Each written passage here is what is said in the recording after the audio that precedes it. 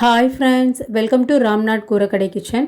இன்றைக்கி நம்ம வீடியோவில் 2 நிமிஷத்தில் ரொம்ப ஈஸியான கார சட்னி எப்படி செய்கிறதுன்னு பார்க்கலாங்க.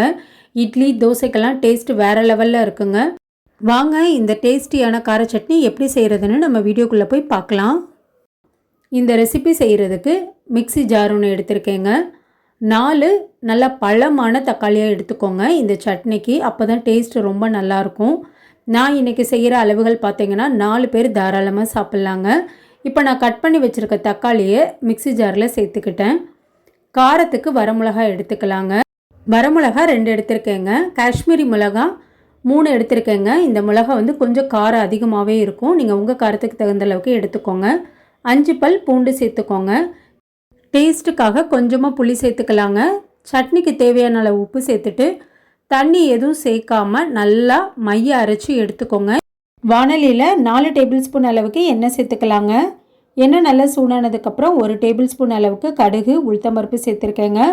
கடுகு நல்லா பொரிஞ்சதுக்கப்புறம் கருவேப்பிலை சேர்த்திக்கலாங்க. 1/2 ஸ்பூன் அளவுக்கு பெருங்காயத்தூள் சேர்த்துட்டு ஒரு தடவை நல்லா கலந்து விட்டுக்கலாங்க. இப்போ நம்ம அடுப்பை லோ ஃப்ளேமில் வச்சுட்டு நம்ம அரைச்சி வச்சுருக்க சட்னியும் சேர்த்துக்கலாங்க. சட்னியை ஒரு தடவை நல்லா கலந்து விட்டுக்கலாங்க. ஒரு 2 நிமிஷம் மட்டும் நல்லா கொதிச்சா போதுங்க.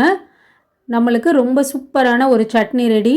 இப்போ ஒரு 2 நிமிஷம் போல் ஆயிடுச்சுங்க. நல்லா கொதிக்க ஆரம்பிச்சிருச்சு. அவ்வளோதான், ரொம்ப ஈஸியான அருமையான ஒரு கார சட்னி ரெடிங்க. சுட சுட இட்லி வச்சு இந்த சட்னி வச்சு சாப்பிட்டா டேஸ்ட் வேறு லெவலில் இருக்குங்க.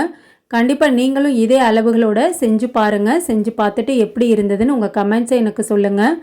நீங்கள் இப்போ தான் நம்ம சேனலை ஃபர்ஸ்ட் டைம் பார்க்குறீங்கன்னா ராம்நாத் கூரக்கடை கிச்சனை சப்ஸ்கிரைப் பண்ணிக்கோங்க. பக்கத்தில் இருக்க பெல் ஐக்கானையும் கிளிக் பண்ணிவிட்டு ஆல்ன்ற ஆப்ஷனையும் டிக் பண்ணிக்கோங்க. அப்போ தான் நான் போடுற புது ரெசிபீஸ் நோட்டிஃபிகேஷனில் உங்களுக்கு உடனுக்குடனே வரும். இந்த வீடியோ உங்களுக்கு பிடிச்சிருந்ததுன்னா லைக் பண்ணுங்கள். உங்கள் ஃப்ரெண்ட்ஸ் அண்ட் ரிலேட்டிவ் ஃபேமிலிக்கும் ஷேர் பண்ணுங்கள். இனி நான் வேறு ஒரு இன்ட்ரெஸ்டிங்கான ரெசிபியில் உங்களை பார்க்குறேன். தேங்க்ஸ் ஃபார் வாட்சிங்.